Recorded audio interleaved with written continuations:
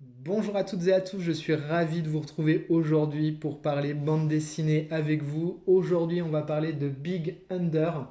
Alors, je vous montre cette couverture déjà. Big Under, qu'est-ce que c'est? C'est la dernière création originale de 404 Comics. 404 Comics, si vous me suivez sur mes différents réseaux, GameSinacamtien sur Instagram ou la chaîne des 4%, vous avez peut-être déjà vu les lives qu'on a fait avec Nicolas Beaujouan, le directeur éditorial, qui nous expliquait qu'il avait envie de pouvoir proposer de la création originale au lecteur et donc des histoires inédites. La première chez eux, ça s'appelle Mundos. Vous avez déjà la chronique sur la chaîne un petit peu plus bas. Et donc aujourd'hui, on découvre Big Under qui arrive chez eux. Donc voilà, on est de nouveau sur une très belle édition comme ils savent le faire. Franchement, on va revenir dessus après sur la qualité du papier quand je vais vous montrer les dessins, mais c'est absolument magnifique. Big Under, ça parle de quoi? Ça parle de ces quatre jeunes. On va dire que c'est des fins d'adolescents, début de jeunes adultes. Ils sont encore au lycée. Ils se rendent compte en revenant, en reprenant les cours, qu'une de leurs amies ne donne pas de nouvelles, qu'elle aurait plus ou moins disparu, on va dire. Sonia, qui est un petit peu la leader charismatique de ce groupe-là, essaye de prendre des nouvelles, n'arrive pas à avoir de réponse à ces messages, à ces textos. Donc elle commence à se poser des questions, elle voit avec ses amis si eux ont des nouvelles ou pas du tout, et finalement personne n'a de nouvelles de cette personne-là qui semble ne pas répondre. Donc ça va être un petit peu le début de notre enquête, qui va être un petit peu en parallèle également avec des effondrements qui surgissent comme ça à Paris, sous la capitale. On se demande ce qui se passe, on va suivre un groupe de personnes attachées justement à la gestion des souterrains de la ville, qui se demandent pourquoi la ville tremble et pourquoi la ville commence un petit peu à s'effondrer par endroits. Et donc ça va être un petit peu en parallèle ces deux histoires-là et ces deux intrigues qui vont se chevaucher.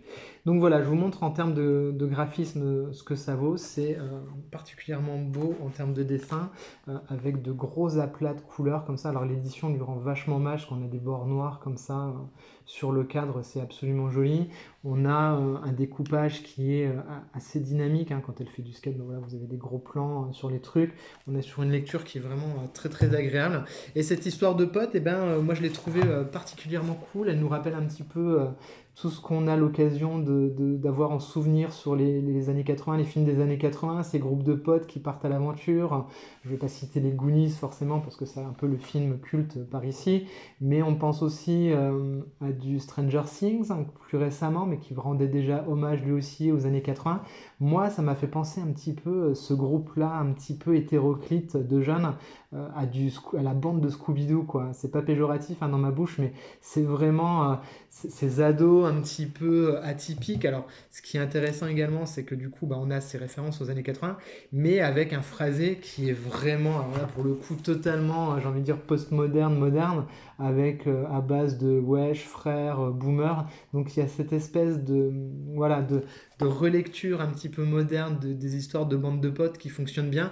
Et en termes voilà, de graphisme et de couleurs, c'est absolument somptueux. Et d'ailleurs, donc je vous disais, en parlant d'édition, encore une fois chez 404, ils font un boulot de dingue. Voilà, on a un beau papier comme ça, mat, épais, qui est hyper doux et chaleureux à la lecture. Franchement, ça apporte un confort de lecture, c'est extrêmement agréable. En termes de découpage, je vous l'ai dit, c'est à la fois classique et dynamique. Donc on a quelque chose qui fait le lien un petit peu entre tout ce qui existe dans la bande dessinée, à la fois la croisée des chemins entre ce qu'on peut retrouver dans du manga, dans ce qu'on peut retrouver dans de la BD européenne et du comics. Donc on sent les influences des auteurs. Ils ont bien digéré tout ça. Voilà, donc ça s'appelle Big Under, ça vaut 17,90 €, c'est chez 404 Comics. Dites-moi un petit peu si vous connaissez cet éditeur-là, si vous avez déjà lu des choses de chez eux. Je suppose que oui, hein, parce que maintenant ça va faire bientôt 2 ans qu'ils sont dans la place et ils ont un catalogue qui est quand même particulièrement intéressant et des titres qui sont à chaque fois extrêmement soignés en termes d'édition. C'est superbe. Voilà, la vidéo est maintenant terminée. Si vous l'avez appréciée, vous pouvez mettre des likes, vous pouvez partager, vous pouvez commenter. Moi, c'est toujours un plaisir d'échanger avec vous. C'est pour ça que je fais ces vidéos et je vous dis à très vite. Bye bye.